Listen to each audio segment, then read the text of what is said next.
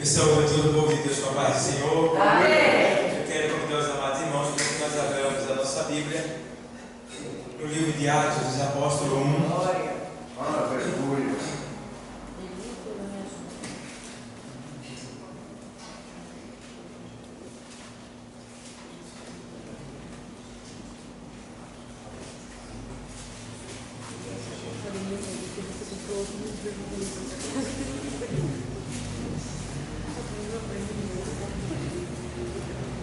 Atos dos Apóstolos 1 e 10.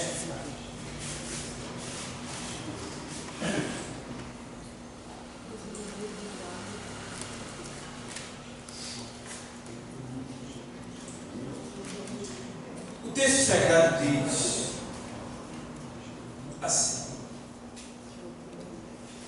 e estando com os olhos fitos no céu, enquanto ele subia, eis que junto deles se puseram dois varões, vestidos de branco, os quais lhes disseram: varões de Galileu, por que estás olhando para o céu?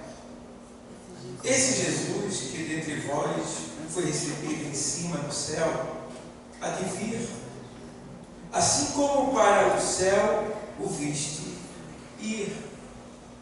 Então voltaram para Jerusalém do monte chamado das Oliveiras, o qual está perto de Jerusalém, à distância do caminho de um sábado. Amém? Amém. Podem sentar. Glória a Deus. Aleluia.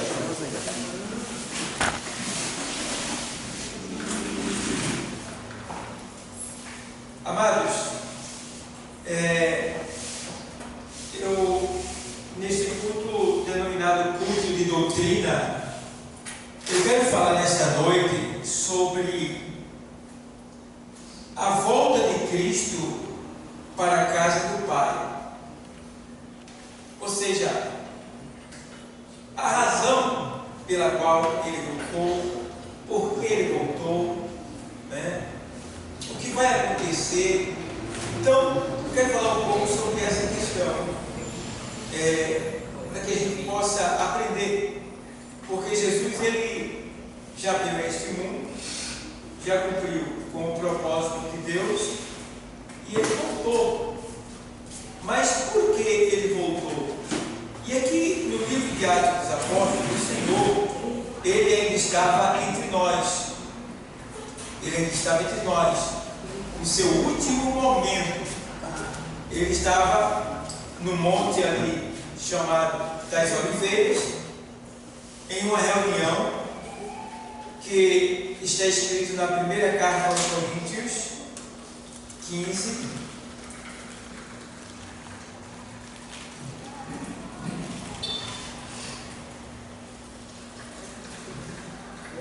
Ele aqui, deixa eu ver se eu acho aqui, 15 e 6. Ele diz assim, obrigado, Mateus 10:42 para você. Depois foi visto uma vez por mais de quantas pessoas? 500 irmãos, dos quais vive ainda a maior parte, mas alguns já dormem também. Não, eu dei para ele, que ele deu água. Aqui é 1 Coríntios 15 e 6. Ele me deu um copo de água, aí eu dei Mateus 10:42 para ele, de presente. Não é para você, é para quem me deu água. E para vocês é 1 Coríntios 15 e 6.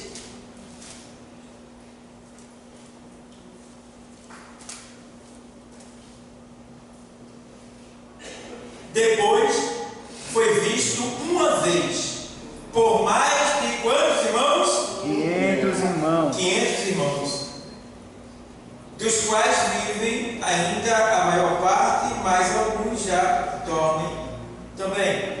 Então, na época que foi escrita essa palavra, alguns irmãos, porque aqui Paulo estava dando testemunho para os coríntios acerca da ascensão de Cristo, de Jesus.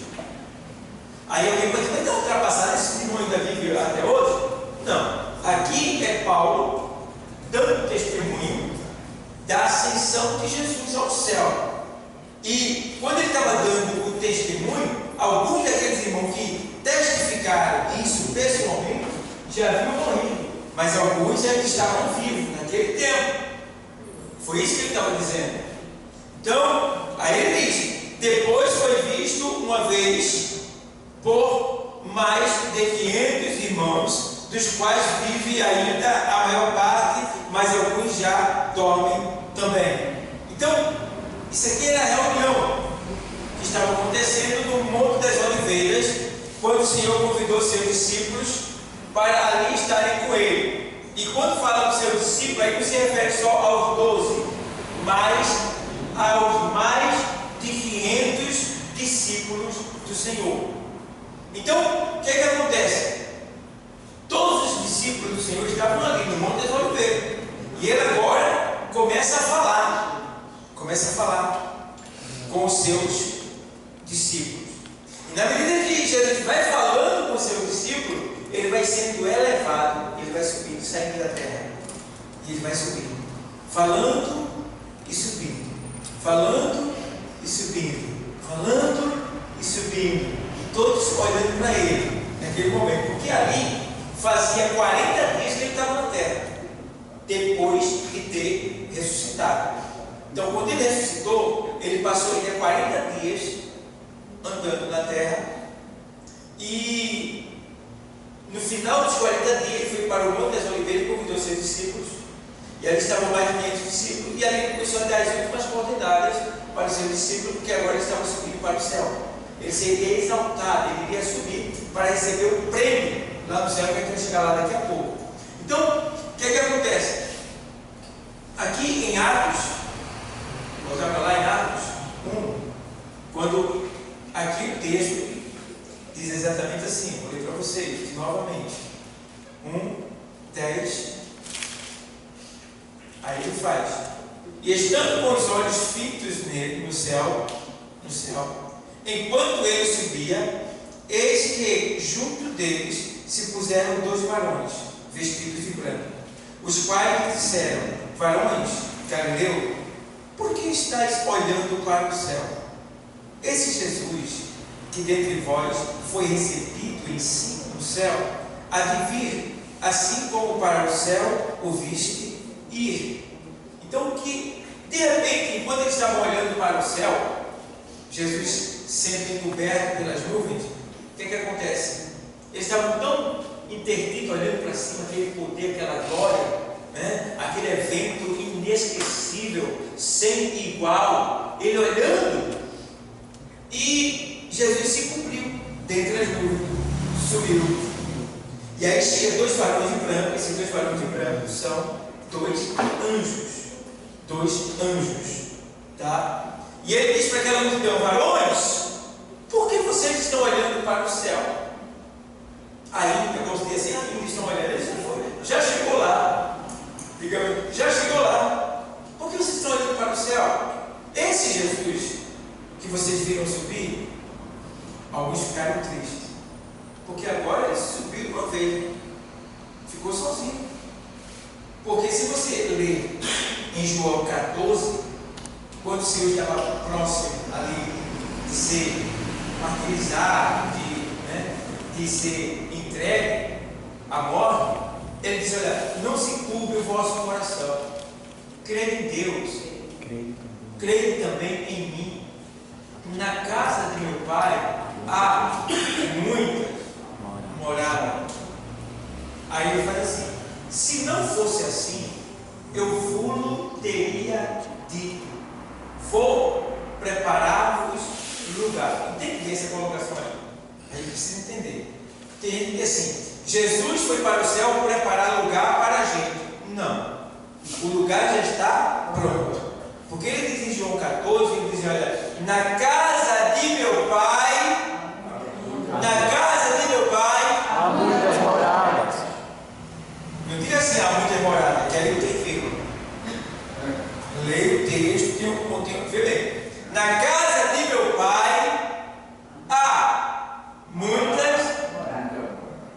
Entendeu?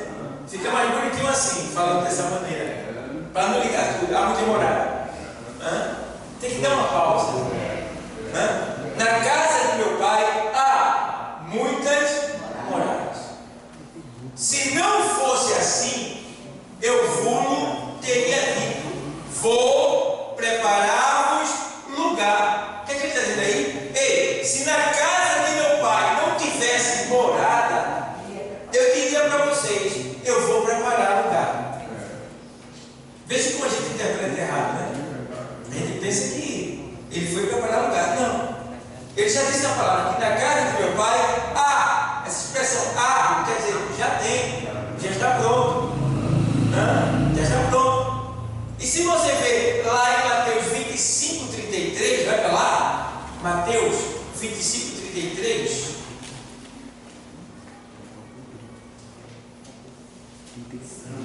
E porá as ovelhas à sua direita, mas os bodes à esquerda. Então dirá o rei aos que estiverem à sua direita, que é o salmo: vinde bendito de meu Pai, possuí por herança o reino que vos está preparado desde o quê? a fundação do mundo. E aí, está ou não está preparado? Já está pronto. Tá? E ele está falando de um reino. E agora em 14, ele está falando de uma morada no céu. Veja, já está tudo pronto. Já está tudo pronto. Então, o que acontece? Os varões chegam diante dos discípulos e dizem: ó, por que vocês estão olhando para cima? Esse Jesus, aí ele faz, esse Jesus, aí ele faz assim: os quais disseram: varões, Galileu, por que estáis olhando para o céu? Esse Jesus que dentre vós foi recebido, esse Jesus que dentre vós foi recebido em cima do céu, há de vir, assim como para o céu viste ir. O que ele está dizendo aqui? Vamos entender? É espirituoso, né? Então, os anjos, são os dois, está dizendo para os discípulos que da maneira que vocês viram ele subir, ele vai voltar para eles. Agora, irmão, eles ficaram felizes. Ficaram felizes. E aí o que eles fazem?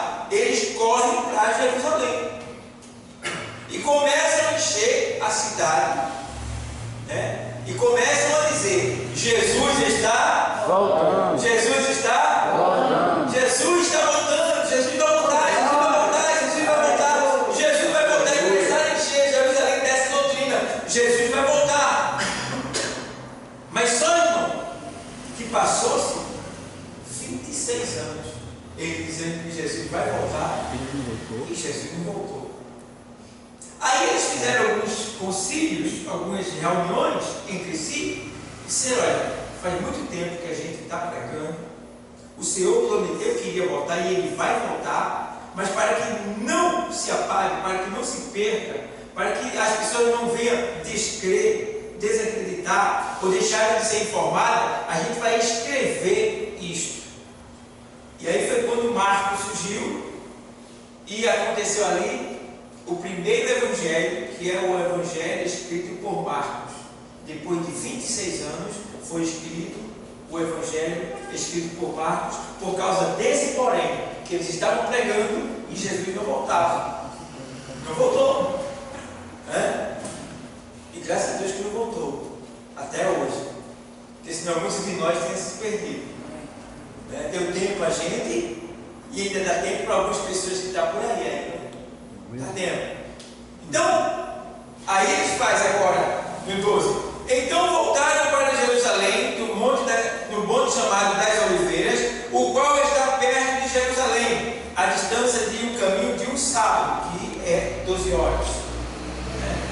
E aí agora, eles voltam correndo para anunciar. Agora, eis um porém. Vamos lá. O que é que acontece? Jesus Cristo voltou ao céu para encher todas as coisas, ou para encher todas as coisas.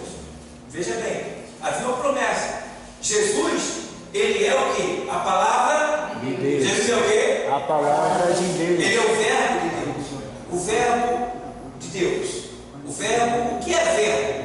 Verbo é o princípio racional do universo. O que é verbo? Princípio racional do universo. Muito bem. Jesus, ou seja, Deus, ele é o que? Espírito. Espírito. Então, quando Deus fala, ele verbaliza. A palavra é o verbo. Então, quando ele fala, ele verbaliza. Quando Deus fala, parece quem? Jesus. Entendeu? Que é a palavra. E quando a palavra é falada, como ela vem de Deus, aí o Espírito toma a frente e faz acontecer tudo que foi falado pela palavra. Está entendendo o mistério?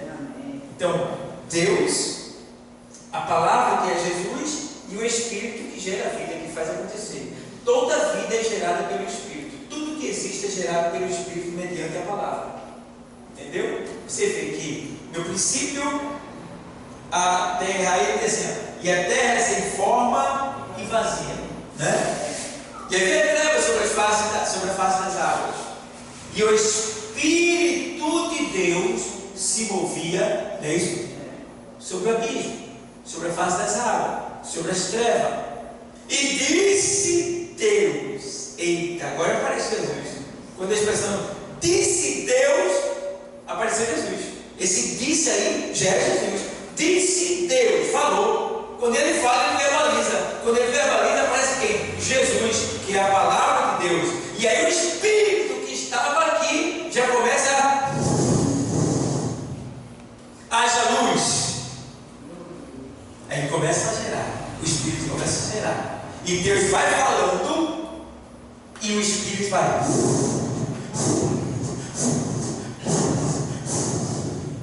criando todas as coisas. É muito lindo. Tudo vai sendo criado pela verbalização, que é a palavra, que é Jesus, e o Espírito que está só dando vida, criando, fazendo acontecer. Só que na hora que ele para de falar, e ele diz assim: agora desçamos. Desceu. Vamos fazer o homem. Façamos o homem conforme a nossa. Agora está a reunião do Pai, do Filho e do Espírito. Eles falando entre si e dizendo: façamos o homem conforme a nossa imagem e semelhança. Então, tem muita coisa aí. Então, a gente vê como é lindo. Mas, voltando para o assunto, que eu não quero entrar nesse assunto, está verbalizando a palavra, mas na ascensão, é só para mostrar para vocês que Jesus, ele é a palavra encarnada de Deus. Palavra encarnada, não é rei, é encarnada, tá? A palavra encarnada de Deus, a palavra personificada de Deus, é a palavra materializada, personalizada, tornada em uma pessoa que se chama Jesus. Então, esse Jesus, ele subiu ao céu, por quê? Porque a gente sabe que ele cumpriu toda a tarefa de Deus aqui na terra. Jesus, ele veio, foi criança, foi jovem, foi adulto, tá? Entregou no final do seu ministério o seu corpo como sacrifício vivo, santo e agradável a Deus. Depois, ao terceiro dia, ele ressuscitou, e depois que ressuscitou, passou 40 dias na terra, e no final dos 40 dias, ele sobe, como a gente leu aqui, aos céus, porque ele precisava subir para que se cumprisse uma promessa que ele havia falado para os seus discípulos. Ele disse assim: olha, convém que eu vá, porque se eu não for, o Consolador não virá. Então, precisa vir o Consolador. E aí é por isso que quando ele está subindo ao céu, já sendo assunto ao céu, aqui mesmo no texto 1 e 8, se não me falha a memória que você vê aqui,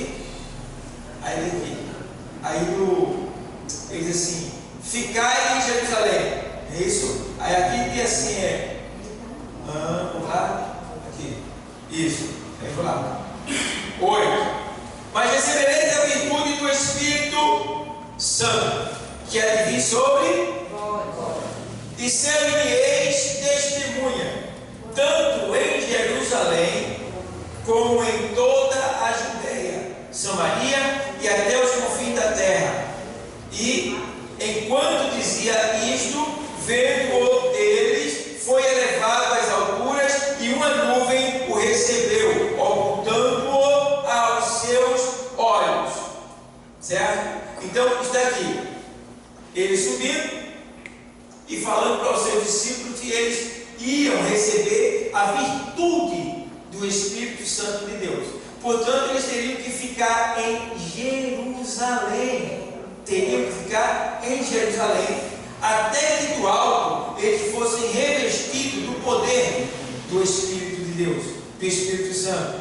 Tá? Então, agora, o que é que acontece? Lá em Efésios 4 e 10, a gente vê que ele já subiu, está lá em cima. Mas por quê? Para que ele subiu? Aos Efésios 4 e 10, vamos lá. Aos Efésios 4 e 10.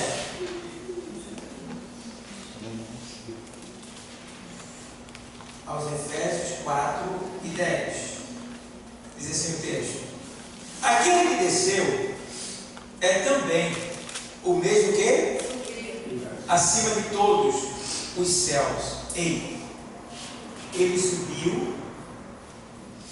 Um código bem pequenininho aqui, né? Que tem muito a ver com o que eu ensino a vocês, que Deus, ele não mora nos céus. Eu acho que só a igreja vai virar para sair, sabe disso? Que Deus não mora no céu. Eu fui a pergunta em determinado lugar: Deus mora no céu, no céu, no céu.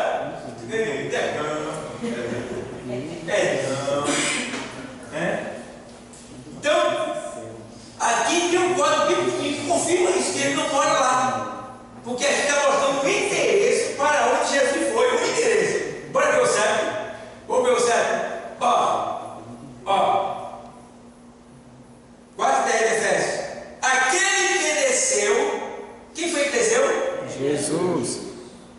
É também o mesmo que Subiu acima de todos os céus. Tá vendo? Não tá no, Jesus não está no céu, não, isso. Jesus está no céu. Tá não. Ele está acima de todos os céus. Vê que coisa linda. Eu não sei que lugar é esse, irmão. Eu só sei que é um lugar. Eu só sei que o céu ele deu de presente para a gente. Eu só sei que o céu é por isso, irmão, que a gente, meu Deus do céu, a gente vai estar em todos os céus, porque o céu não se acaba. E Jesus, que vem de lá onde está Deus, fez isso, a gente já na glória. O pessoal está pensando que a busca por Deus se acaba aqui, quando o arrebatamento acontecer, quando a gente for para o céu. Não. A busca por Deus, ela vai continuar para sempre. A busca por Deus, mesmo a gente estando no céu. Isso. A gente vai estar no céu e buscando Deus. Por quê? Deus, ele não vai estar conosco pessoalmente. Quem vai estar conosco é o quê? A sua palavra, que é quem? Jesus. Ele explica isso em João 14, quando ele diz: olha, e eu voltarei para buscar-nos para mim mesmo, para que aonde eu estiver, estejais vós. Então ele vai estar com Jesus, o Filho de Deus, a palavra de Deus, vivendo com ele, trabalhando com ele, servindo com ele. E ele estará sempre ministrando o seu Pai, Deus, a nós. É lindo, irmão. E vai acontecer coisas lá, mistérios lá, que não é revelado ainda, mas ele tem uma base assim. Vai ter um momento da glória, a glória máxima, que é quando Deus se apresenta para os seus, através de Jesus Cristo. É muito lindo, porque Deus sempre será Espírito. Jesus também era Espírito, porque ele era o Verbo, ele estava em Deus. Mas por causa de nós, Jesus teve que se materializar. E esse foi o preço que Jesus pagou. Jesus vivia dentro de Deus, agora ele vive fora de Deus, mas continua sendo o mesmo Deus, porque Jesus está ligado a Deus. Jesus é a palavra de Deus. Então quando ele se move, é Deus que está movendo Jesus, porque Jesus é a palavra de Deus. Deu para entender uma coisa? Está entendendo? Amém. Então, amém. Então vamos lá. Aí vai. Ó. Aí ele faz. Aquele que desceu é também o mesmo que subiu acima de todos os céus para cumprir todas as coisas. Então, ainda faltava algo bem. Jesus veio cumprir, executou o projeto de Deus aqui na terra, e quando ele subiu, ainda faltava cumprir algumas coisas. Ainda falta se cumprir algumas coisas. Dentre elas era o envio do Espírito Santo. Então, quando Jesus sobe, ele vai agora fazer acontecer a primeira promessa. Qual era a promessa? A promessa da vinda do Consolador. Então agora ele vai ficar 10 dias diante do Pai, enquanto nesses 10 dias a igreja está na terra, orando. Lá em Atos 2 você vê isso. Eles estão reunidos no cenáculo, orando. E Jesus está lá, durante esses 10 dias, lá diante do Pai. Pai, manda o Consolador. Pai, manda o Espírito Santo. Pai, eu prometi a eles. Pai, eles precisam de consolo. Pai, lá embaixo o negócio é terrível. Pai, se não tiver o Espírito para convencer eles, já era. Pai, manda, Pai. Segundo dia, manda, Pai. Terceiro dia, manda, Pai. Quarto dia, manda, Pai. Quinto dia, Pai, eles precisam, Pai. Sexto dia, Pai, manda, Pai. Sétimo dia, Pai, manda o Espírito, Pai. Oitavo dia, Pai, manda o Consolador, Pai. Nono dia, manda, Pai. O Consolador eles precisam. No 10º dia, meu filho, não aguento não, meu filho, vai. De repente, todo mundo reunido, quando vê, eita!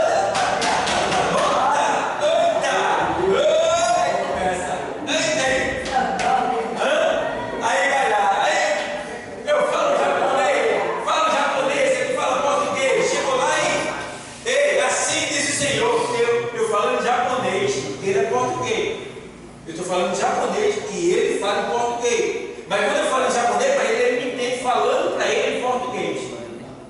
Vê bem o que aconteceu naquele lugar ali. Todos se compreendiam, porque veio uma língua de fogo sobre todos eles, ao ponto deles compreenderem um ao outro. Não é coisa linda que aconteceu ali. Então, é por isso que a gente precisa buscar os dons do Espírito, né, para que a gente possa compreender e ser compreendido.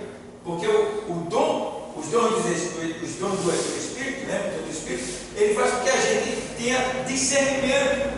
Discernimento é discernir o que está sendo falado, né? Então, um dos dons que eu acho muito lindo do Espírito é o dom de discernimento de língua. A pessoa fala em coisas estranhas, ninguém entende, mas eu entendo que a pessoa está falando e traduz para a igreja, ou traduz para alguém que está ouvindo.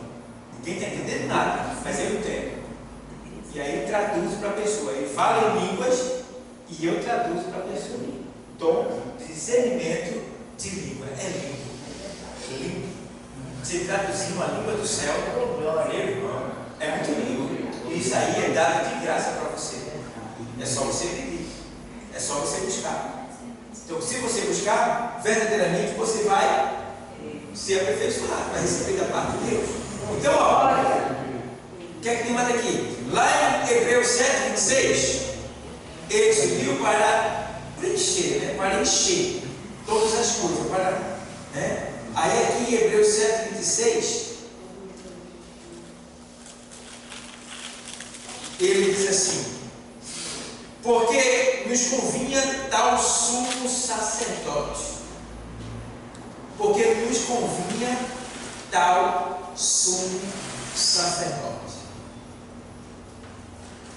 santo, inocente, imaculado, separado dos pecadores e feito mais sublime do que os céus. Veja, se o céu é sublime, Jesus ele é mais sublime do que os céus. Mais sublime do que os céus. Deus é meio, santo, perfeito, belo, maravilhoso.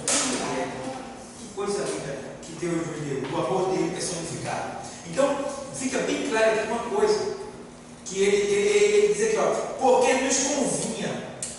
Né? Eu vou ler o 25 diz assim, ó.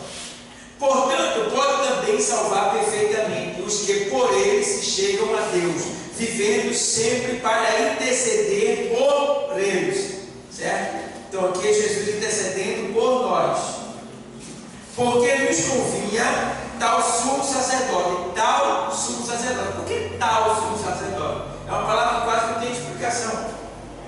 Porque é uma palavra que quer dizer que aquela pessoa ela é mais do que qualquer outra que já aconteceu, que já surgiu, que já existiu. Então, nós tínhamos sacerdote na antiga aliança. Esse sacerdote é quem representava o nosso pecado, apresentava o nosso pecado. Mas agora, nós vamos ter os sacerdotes que antigamente eram os sacerdotes mortais, que também precisavam apresentar pecados de si mesmos, para depois apresentar os nossos pecados a Deus. Eles teriam se purificar. Mas agora não. Agora nós temos um sumo sacerdote que ele não precisa se purificar, que ele é santo, é perfeito, imaculado, e que tem todo o poder, liberdade, direito diante do Pai para interceder por mim e por você. Foi por isso que ele subiu, para que através do Senhor lá, né, Jesus lá diante de Deus, ele pudesse lá interceder por nós e nós aqui recebêssemos o que? A graça, a misericórdia, o perdão, o livramento, o poder, as bênçãos vindouras. Tudo isso é o que ele faz estando lá para nós que estamos aqui. Então, ó, vê mais ainda, ele subiu com o propósito e a razão da ascensão, ou seja, a razão da ascensão de Cristo faz parte da sua exaltação por Deus, ou seja, Cristo não venceu todas as coisas aqui na terra, então agora ele vai receber o prêmio.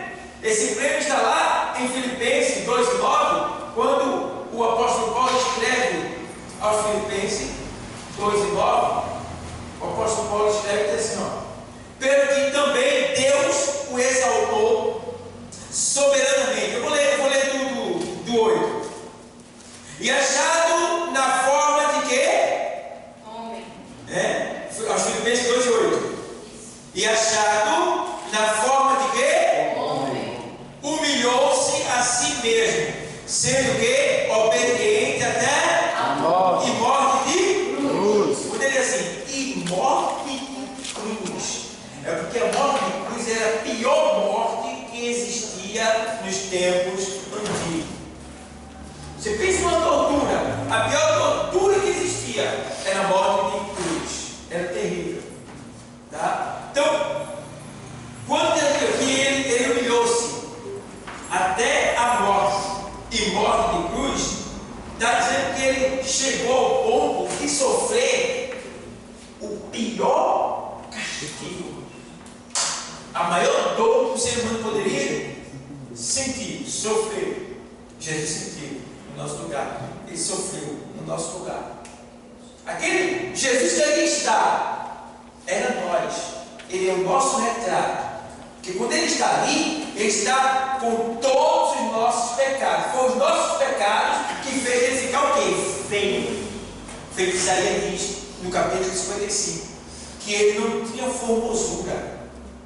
Não se achava nenhuma formosura dele. Ele era feio ao olhar para ele. Ali era a visão de Isaías vendo Jesus na cruz. Ali, moído, rasgado pelo chicote dos romanos. Então, por que ele estava daquele jeito? Por causa do nosso pecado. O pecado causa dor? O pecado não mata? Então, os nossos pecados foram para ele para causar toda a dor que ele sentiu e mataram. Mataram ele. Então, os nossos pecados são tão grandes que não só provocaram dor em Jesus, mas também mataram ele. Matou ele. Então, ele faz e morte de cruz. E aí faz. Já que ele, aí o texto deixa bem claro aqui, que já que ele sofreu tudo isso calado, como ovelha muda, diz Isaías no capítulo 55, como ovelha muda foi levado ao matadouro. Ovelha muda. Se você observar, o bode, quando vai matar ele, o bode irmão, quando vai matar o bode, rapaz, o bicho parece que endoida, ele parece que sabe. ele dá cabeçada, ele faz assim, ele olha, pensa, sai da frente. Quando vai matar o bode, ele sente. A ovelha também sente. Mas o que é que ela faz? Ela vai, caladinha. Ela sabe que vai morrer. E ela vai. Vai, tristinha, e ela vai. Aí chega lá, ela se entrega, aí bota ela de cabeça para baixo.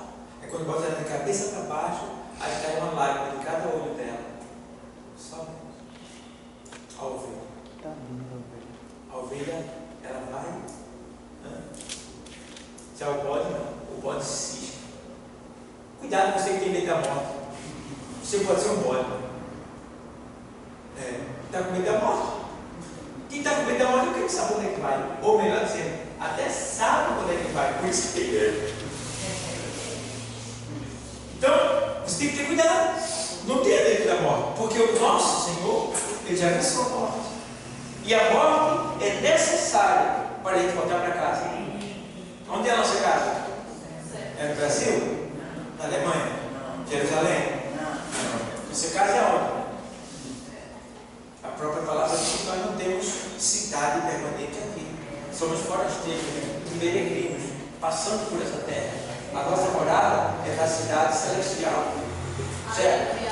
Então, a gente precisa levar isso em consideração. Aí, ó, o que é que ele faz aqui? Aí ele diz, porque também o quê? Também pelo fato de ele ter sofrido tudo isso, caladinho, porque também Deus o exaltou soberanamente e lhe deu um nome que é sobre todo o nome. Então, o presente é o quê? Um nome sobre todo o nome. Um nome sobre todo o nome. E não é o nome Jesus. E agora a gente tem que ter Jesus. Mas lá não é Jesus. É outro nome. Da mesma maneira que eu e você não vai ter o mesmo nome. Nosso nome vai ser mudado. Nós vamos receber um novo nome para viver na eternidade. E o nosso nome ficará para aqueles que são eleitos por maldição. Está lá em Isaías 65. Então, a gente vê aqui que agora ele foi exaltado. Então imagina, Jesus chegou lá no céu e foi exaltado por todo o céu. E você está lá no Salmo 24, tem um texto lá no Salmo 24, vamos lá, dá uma olhadinha lá, depois eu boto aqui para Filipenses. Salmo de número 24, é uma coisa linda. Quando Jesus acaba tudo, ele vai chegando em casa. Vai chegando em casa. Aqui, deixa eu ver aqui, Jesus. Aqui. 24 e 7. Levantai, ó portas, as vossas cabeças. Levantai-vos, ó entradas eternas, e entrará o Rei da Glória. Quem é este Rei da Glória? O Senhor forte e poderoso, o Senhor poderoso na guerra. Levantai, ó portas, as vossas cabeças. Levantai-vos, ó entradas eternas, e entrará o Rei da Glória. Quem é este Rei da Glória? O Senhor dos Exércitos. Ele é o Rei da Glória. A primeira parte já cumpriu-se. Foi agora quando ele chegou lá. A segunda parte vai se cumprir no final de tudo. Que é quando o Senhor vence tudo e a gente entra no estado perfeito eterno. Exil, estado perfeito eterno. Que é quando a gente não se lembra de mais nada e é uma nova vida para todo sempre. E aí eu me lembro, sabe de quem? Deus não se lembra. Mas aqui eu me lembro agora. A gente está no estado perfeito, eterno, com Cristo, gozando. O gozo quer dizer o exceder, ou seja, o ponto máximo da alegria. Estão lá no gozo eterno. E os que foram para o inferno estão lá, esquecidos. Nem Deus se lembra deles. Olha aí. Misericórdia. Nem Deus vai se lembrar dos que estão no inferno. Vai chegar um tempo que ele não vai se lembrar mais. É por isso que o nome se chama desprezo eterno. Desprezo eterno. Desprezo eterno. Imagina, a pessoa está lá consciente. Puxa, toda vez que eu falo disso, o que mais me dói não é saber que não tem filho. O que mais me incomoda, que Deus me livre, viu? A gente está aqui na igreja, estamos livres ainda não, viu? Tem muito tempo que está na carne, não perdoa, não ama, não tem cativo, não quer receber ordem.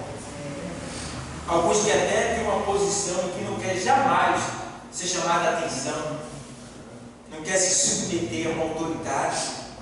Isso tudo vai nos impedir de chegar lá. Ou a gente é humilde para se submeter, para dar testemunho de Cristo em nós, ou a gente vai ficar para a grande tribulação. E na grande tribulação não vai ser fácil. Não vai ser fácil. Então, eu estava olhando, eu disse, estava meditando, estudando sobre o arrebatamento. Eu disse, na hora que o arrebatamento acontecer, muitos crentes vão ficar. E quando sair a notícia, muitos crentes vão morrer. Na hora. Porque o susto, pelo que ele sabe que vai acontecer com quem ficou, vai ser tão grande que o coração não vai aguentar e ele vai ter um infarto e vai morrer. Muitos vão morrer só pela notícia. Aí eu pergunto, foi salvo? Eu deixo para você julgar. E aí? Vai salvo ou não? Vai não. Porque ele ficou? Ele morreu no susto. Isso pode acontecer com qualquer um de nós. Porque a gente sabe que vai acontecer. O impacto vai ser muito grande. Então a gente tem que ter cuidado. Cuidado mesmo. Então, vamos lá. Voltando para a carta aos Filipenses. Aí eu estava lá lendo e a gente viu que por ele ter se submetido, aí ele faz assim: pelo que também Deus o exaltou soberanamente e lhe deu o nome que está sobre todo nome, para que ao nome de Jesus se dobre todo o joelho dos que estão aonde? Aonde? No céu. Vou ler de novo. Para que ao nome de Jesus se dobre todo o joelho dos que estão nos céus. Não, mas só tem, Julião. Foi aonde, Deus? 2:10. Filipenses 2:10. Eles vão voltar para Filipenses onde eu estava? Vamos lá. Aí, ó. Para que ao nome de Jesus se dobre todo o joelho do. Aqui tem um código aqui. Recebe daí o código agora. Para que ao nome de Jesus se dobre todo o joelho dos que estão onde? No céu. E aonde? Na terra. E aonde? Debaixo da terra. E toda língua confesse que Jesus Cristo é o Senhor, para a glória de Deus. Ai. Foi o que vocês viram aqui no versículo 10, quando ele diz assim, olha, que para que todo joelho dos que estão no céu e salvo. E aonde? Na terra. Os viventes na terra. E aonde? Debaixo da inferno. O Hades. Então, O nome de Jesus está sobre todos, e diante desse nome,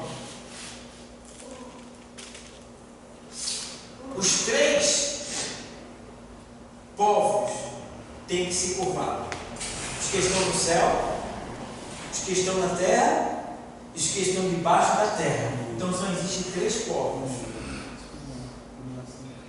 os salvos, os viventes e os condenados. Certo? Aí está dizendo: se curve diante dele todos. Quando ele fala aqui, os que estão debaixo da terra, ele está se referindo tanto aos que se perderam, seres humanos, como também os demônios que estão presos em cadeias. Tem que se curvar. Tem que se curvar. Então, aqui a gente vê, para que ao nome de Jesus se dobre todo o joelho dos que estão nos céus e na terra e debaixo da terra, e toda língua confesse que Jesus Cristo é o quê? O Senhor, para a glória de Deus. Pai. Para a glória de Deus, Pai. Então, meus amados, fica uma mensagenzinha lá no 12 para a gente. De sorte que, meus amados, Paulo faz assim: meus amados, assim como sempre obedecestes, não só na minha presença, mas muito mais agora na minha o quê? Ausência. Veja bem, porque tem gente que só obedece às autoridades, né? Oficiais, nunca obedeceu.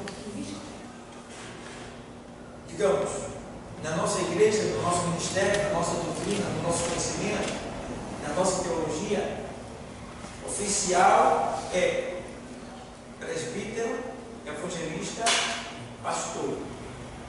Esses três. Missionário, ele é de momento. Ninguém é missionário. Ninguém é eternamente missionário. A pessoa faz missão. Eu fui missionário. Então, eu sou missionário quando eu continuo fazendo missão, seja na terra que eu estou ou fora do meu país. Então, é presbítero, evangelista e pastor, são os oficiais, certo? E na casa de Deus tem os auxiliares, que é diácono, auxiliares, cooperadores, dirigentes, professores e mais. Então, esses também são cabeça. Esses também são considerados por nós como oficiais do grupo. Então, eles devem ser respeitados, mas tem pessoas que não respeitam. Não respeitam. E aí, causam constrangimento, desobedecendo. E aí, eu costumo pensar uma verdade com Deus. A pessoa, eu conversando com Deus, ele disse: a pessoa está na igreja, ela não tem um carro, mas ela reage, ela vai contra a dirigente, o professor, o auxiliar, ela vai contra, e ela não tem carro, ela reage, ela constrange, ela humilha, ela fala mal, trata mal. E aí? Bom, e aí o Espírito me fez entender que, nem todos pensam que só vai pagar o preço aqui dentro, não. Você resiste a uma autoridade que é chamada por Deus, você está resistindo a Deus. Porque ele tem uma chamada de Deus, uma vocação dada por Deus. Então o que é que acontece? A pessoa resiste aqui, acha que ficou por isso mesmo. A pessoa também vai ser resistida lá fora. Lá fora. Às vezes é resistido no hospital. Resistido como? A pessoa poderia ser atendido, mas não vão me atender. Alguém vai estar ali com o espírito daquele mesmo valente, mal, e vai dificultar as coisas para você. É você sendo resistido. Por quê? Porque você resistiu a uma autoridade de Deus. Está pagando o preço. Então, toda vez que a gente reage contra algo que vem de Deus, a gente está resistindo a Deus. Então, traremos sobre nós repentina destruição. Traremos sobre nós coisas ruins. Então a gente precisa entender que devemos nos submeter e obedecer e respeitar a toda autoridade constituída por Deus. E tem mais.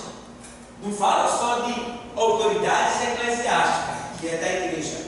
Fala de autoridade no sentido geral. Eu tenho que respeitar um policial, tenho que respeitar um juiz, tenho que respeitar um advogado, tenho que respeitar todo mundo, a começar daqui, meu irmão.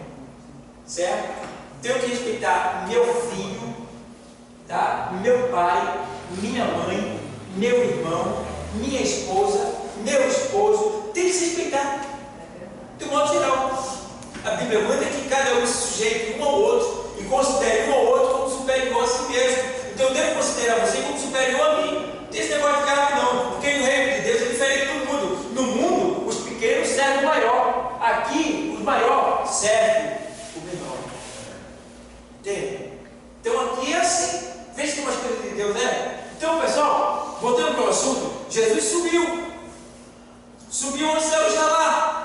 Para preparar os lugares, como já falei para vocês, o lugar já está pronto. Mas esse lugar aqui é traduzido pela palavra intercessão. Eu vou interceder por vocês. Eu vou interceder por vocês. É por isso que a gente não deve ficar caído no chão quando pecar. A gente deve reconhecer nosso pecado e se levantar. Por quê? É isso que o diabo quer. Que você fique prostrado. Que você acha que não tem mais jeito para você, que você desista. Então você não pode desistir. Caiu, levanta. Agora, não vai pecar porque pode cair e levantar, porque aí já não é um pecado acidental. Aí é um pecado voluntário. E pecado voluntário traz sobre si um castigo da parte do Pai. Porque uma coisa é eu pecar querendo acertar, e outra coisa é eu pecar porque eu quis pecar. É diferente. Tem um preço, tem um pagamento. Então, quando o pai chega, quando ele fez? Minha filha lavando o prato, e aí o prato no chão. Filha, o que é que tem? Põe e bota no lixo. Quebrou o prato, quebrou o copo, quebrou? Lavando o prato, bota no lixo. Não tem problema nenhum, minha filha. Tá? Agora se ela. Pum, vai quebrar. Aí é, vem cá. Vem cá. Vem cá que eu vou mostrar tudo que não é assim. Aí desce o chicote. Porque esperneou, ciscou e causou prejuízo. Esse prejuízo pode ser caracterizado por escândalo que a gente gera quando a gente peca voluntariamente, sabendo que não devia e faz. E aí vira um escândalo. Então precisa ter cuidado. Precisa ter muito cuidado. E aí, aqui a gente vê. Ele subiu ao céu para interceder por nós e também cumprir a promessa que foi do Espírito Santo que ele havia de enviar para que ele viesse lá em João 16, 7 até o 11. Ele também subiu para preparar seu povo para a glória celestial. Aos Efésios 5:25. Aos Efésios 5:25, vamos lá? Para preparar o seu povo para a glória celestial. E aí, na carta aos Efésios 5 e 25, ele diz assim, vou ler para você. Olha o que ele diz aqui. Vós, maridos, amai vossa mulher, como também Cristo amou a igreja, e a si mesmo se entregou por ela. Veja bem. Aqui está dizendo que a gente deve dar a vida pela mulher. É um negócio, todo mundo está empolgado, meu marido, vai nessa. Vai nessa, tá doendo? Tem que ter cuidado. Aqui é no sentido de fé, é no sentido de serviço. Aí deve se esforçar. Dá vida aqui, ó, suor, sofrer, sofrer. Não é qualquer coisa que a mulher pintou lá e voltou, eu quero olhar aqui minha cabeça para torar. Não, não é assim não, não é assim não. Já viu aquela mulher bem grávida, qualquer coisa ela dentro do marido, quer que o marido ir lá? Vai nessa. Não? Eu digo, vai lá tu, filha, resolve. A briga é tua, não é minha não. Tem mulher que bota o homem no inferno. Ela briga e depois de Paris arruma a encrenca todinha, e aí o cara nem gosta de brigar, mas ela pega o cara vai brigar. Vem cá, entra aqui! E aí, meu irmão? Pega o cara e joga na cara de abelha. O cara vai. Não é assim. Aqui é no sentido de amar, de sofrer, de sentir, de estar junto, né? De cooperação. Dê a sua vida pela sua esposa, né? E se for o caso, morra por ela. Morra por ela. Em caso de termos de fé, que diz respeito à fé.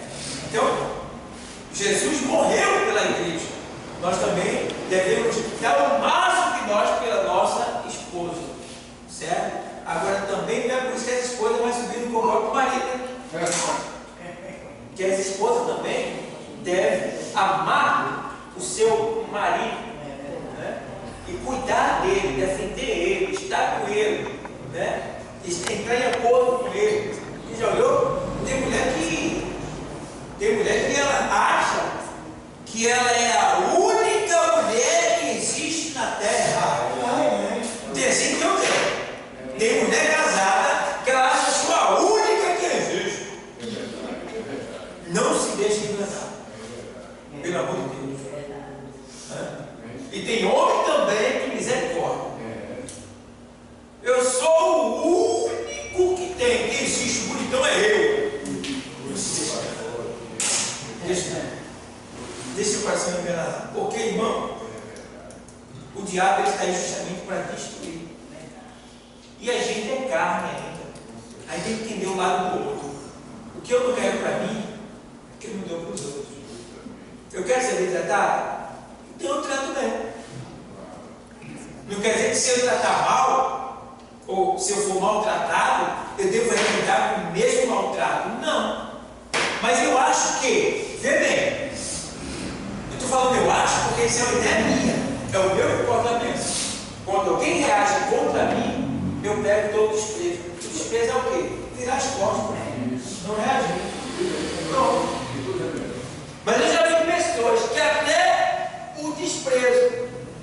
Teve cara de mulher que brigou com o marido, discutiu, humilhou ele. E como ele ficou na dele, tu não fala nada não, é? Tu não é? E aí?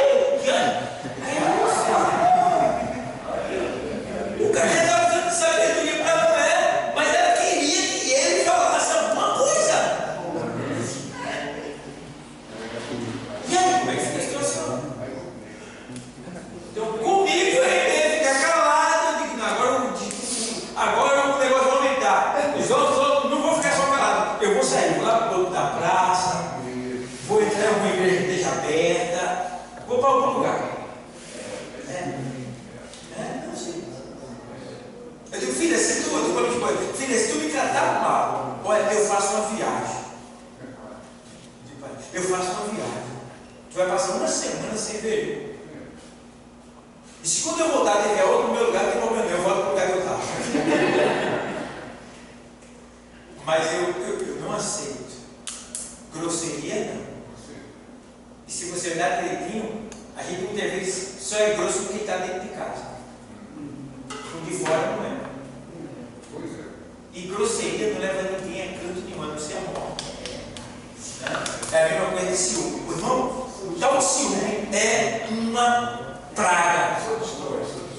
O tal ciúme é uma miséria. Ei, o ciúme é uma lepra. Uma doença miserável. É incrível.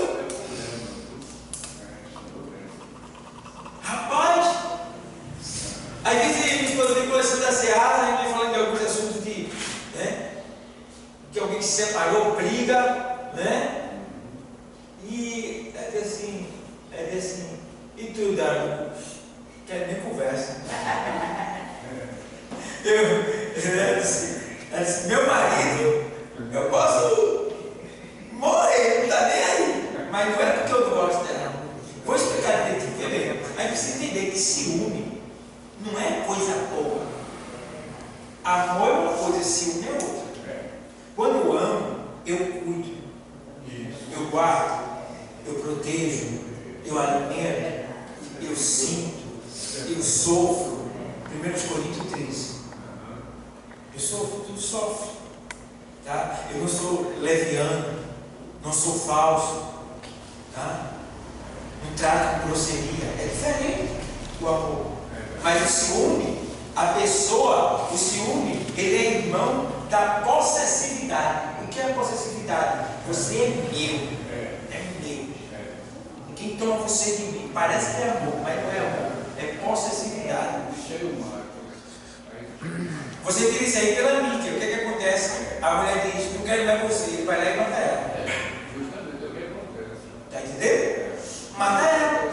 Mas não se amavam tanto na rede social, postando, beijando, aniversário, lá e ostentando lá, coisa linda. Quando ela se ama, vou separar de você. É o quê? Não.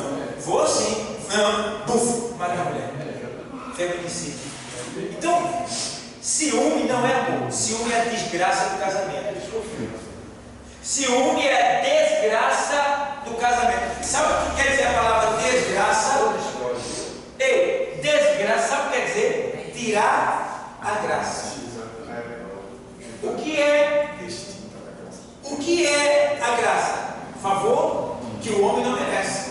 Eu devo ser gracioso com você e você comigo. Como assim? Eu devo entender você. Ainda que você esteja errado, eu devo favorecer você. Não aceitando o teu erro, mas entendendo de alguma maneira tentando abraçar você, acolher você e aconselhar você para que você não venha errar de novo. Então, o ciúme é a desgraça do casamento, porque o casamento era cheio de graça do Senhor. Eu devo ter graça, eu devo dar graça para minha mulher e a mulher deve dar graça para mim. O que é dar graça? É me perdoar, me ajudar, me proteger, me defender, tá? Me abraçar, me acolher e vice-versa. Mas quando eu tenho ciúme, eu só quero saber de mim. Eu digo assim: ele não chegou ainda. Com quem é que ele está? Onde é que ele está? Eu estou pensando em mim, não estou pensando nele, estou pensando em mim. O que é que ele está fazendo nessa hora? E quando a pessoa chega cansada, esperando receber ele, se fosse amor, ele chega cansado e atrasado. Qual é o dela? Amor. Pô, eu estava te esperando, já está pronto tudo aqui para você. Mas aí o que ela faz? Tu estava onde? Tu estava fazendo o quê? Tu estava com quem? Aí o cara leva esse impacto, esse choque. Do mesmo jeito da mulher. Está no trabalho. Saiu. Aí o homem está lá. Só. Feito urubu na carniça, rodando. Só. De repente a mulher sai do trabalho e pensava: quando vê, está lá o marido dela. Oxi, está fazendo o que aqui? Não estava aqui só. Não. Ele está desconfiado de você. Não, isso não é amor. Ele está desconfiado. Então, eu tenho que confiar na minha mulher e minha mulher tem que confiar em mim. Eu só não posso receber ela que pega no canto conversando no escuro com a outra mulher. Ainda não aconteceu tudo da outra. Eu passo vejo ela com o cara conversando no lugar escuro. Ou no lugar sozinho. Não é motivo ainda para a gente brigar, minha filha. Tenta ser menos escandalosa. Filho, fica feio para tu ali, né? Fica feio. Quem passar vai dizer o quê? Porque a Bíblia diz que nós devemos fugir da aparência do mal. Então, quem olhar para você vai dizer que você está em casa, está planejando alguma coisa, tem alguma coisa com aquela mulher. Quem olhar para você vai dizer que você tem alguma coisa com aquele homem, filha. Porque você sabe que você está sozinho com ele, ou tá, nem vai. Então, pessoal, não tenha ciúme. Tenha graça no seu coração. Dê graça para o seu marido. Dê graça para a sua esposa. Tá? Você pode. Tem todo direito de perguntar: filho, o que foi que aconteceu? Você chegou tão tarde? É diferente. Um jeitinho. Está investigando, é diferente. Mas de uma maneira mais carinhosa, disfarçada. Né? Mas quando você falou: tu estava onde? Tu estava com quem? Por que a gente chegou nessa hora? Quem não aparece?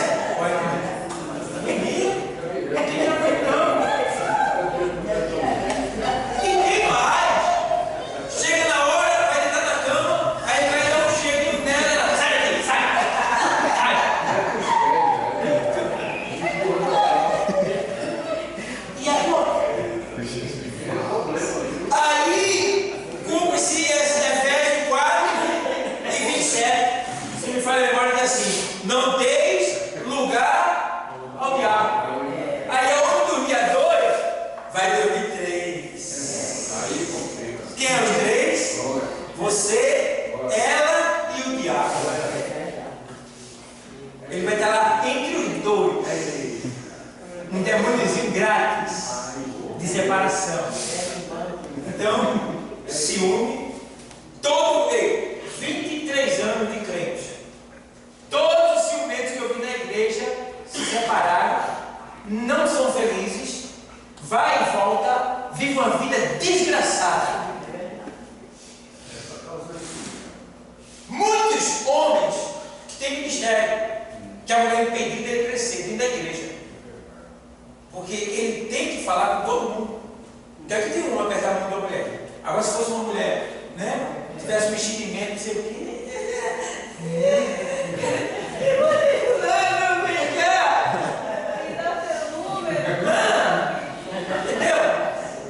mas o rei, sério, a mulher pode até ter intenção com ele, mas ele não vai ter com ela, ele vai respeitar. Do mesmo jeito ela, uma mulher séria, de Deus, um homem pode até avisar ela, de alguma maneira, né, que ele tem intenção nela, mas ela vai manter a postura dela. Uma pessoa não pode atacar a força, porque aí o bicho vai pegar, o negócio vai pegar. Então, obreiro é para estar ligado ao Senhor e para atender a demanda da igreja. Tem uma senhora de idade precisando, tem uma jovem ali. Irmãos, eu poderia explicar o que é isso aqui? Ele está diante de todo mundo, está explicando ali. Tá? Se ele é uma pessoa que se destaca bem na palavra, então todo mundo vai querer pedir explicação para ele. Né? No caso da mulher, para elas também. Então, esse negócio de ciúme não pega bem. Não pega bem. E outra coisa, você me sincero com você. No que tem respeito a ciúme, mulher e homem, se uma mulher quiser trair um homem, mas não tem quem peça, ela trai ele. Se um homem quiser trair a mulher, ela pode ter o ciúme da praga que ela tiver, ele vai trair ela. Não vai pedir. Não vai pedir. Não vai pedir. Aí o que acontece? A gente precisa entender. Eu conheci pessoas, estava vivo ainda, mas se separaram, cara, tem que se separar. Era um ciúme bravo. O cara pegava a mulher e estava pegando na boca dela, você estava onde? Porque eu chego essa hora. Olha, se você me trair, eu lhe mato, viu? Uma mulher dessa vai amar esse homem? Vai. Do mesmo jeito que o cara falando no emprego, lá com a companheira de trabalho lá, aí a mulher chega, quando a outra cela vai discutir com ela, estava sempre com o marido, o quê? O cara, rapaz, calma, eu estava conversando com o negócio de trabalho. E aí? Como é que fica a situação?